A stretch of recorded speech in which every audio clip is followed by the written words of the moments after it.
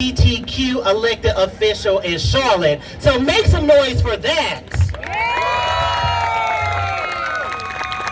All right, and if she is ready, we would like to welcome her to the stage. So keep that applause going.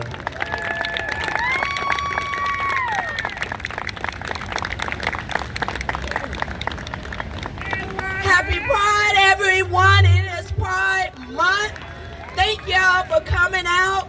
And I am going to start this off with a little history lesson, since I see some young people and those of us that are not so young that are out here to remind us as we celebrate the 50th anniversary of the Stonewall riots, remembering that we are celebrating the memories of the lives that were lost, the memories of those who were attacked and who were abused.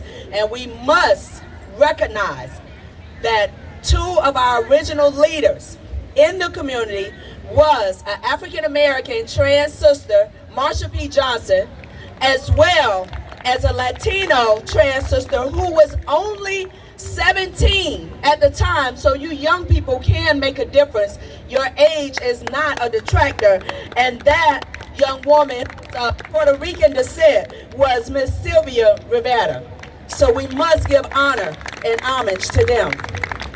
I'm also going to ask for you to take a moment, because we must also recognize that even in 2019, the abuse, the attacks, the murders on the lesbian, gay, bi, trans community are still happening. Just this year alone, and we are only in June, 10 of our African-American trans sisters have been murdered. So I'm going to ask for you to give me some grace as I say their names. Miss Chanel Lindsay, who was only 26.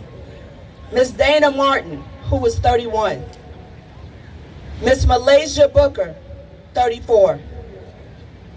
Miss Brooklyn Brianna, 31. Miss Claire Legato, 21. Miss Ashanti Carmen, 27.